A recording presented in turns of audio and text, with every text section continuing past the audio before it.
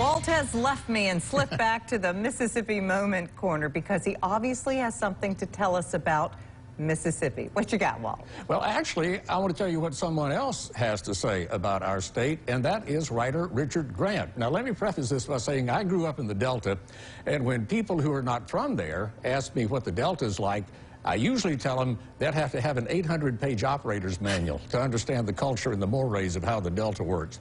Well, writer Richard Grant managed to come closer than anybody has to defining the Delta in his book, got it right here, Dispatches from Pluto, Lost and Found in the Mississippi Delta. He wrote a book while living at Pluto Plantation in the Delta. That's where the name came from, Pluto. Richard is from England, so he was able to take a look at the Delta with a fresh pair of eyes and then set it down on paper for us. Well, I met Richard once. I interviewed him for a Mississippi Road show about the Delta, and as we were chatting afterwards, he told me he was writing a similar book as Pluto is to the Delta about Natchez.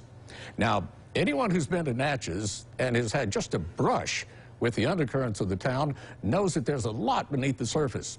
And knowing what he had accomplished in defining the Delta, I was really excited to have him delving into Natchez, and I couldn't wait to read the book. And the book is finished. Ta-da! Well, it has been for a while. I'm a slow reader. It's called The Deepest South of All, True Stories from Natchez, Mississippi.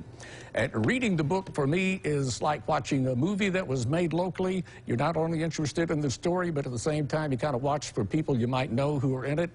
Well, it was the same with the book. I know a bunch of the people that he interviews. As a matter of fact, you know them. I've had them on the television stories here from Natchez, and every time I've ever interviewed anyone in Natchez, I always felt like they had a lot more to say, and most of them wanted to say it. Well, Richard Grant gets them to spill the beans in The Deepest South of All, and it's a frank look at a town coming to grips with itself and its past, and it's beginning to open all the closets and let out all the skeletons, and all the ghosts, too, for that matter. Now, to me, it's a love story. It's tough love in some instances, but it's the kind of story that must be told if you're going to go from here on to wherever you need to be going. It's touching in places. It's very revealing. It's funny, too.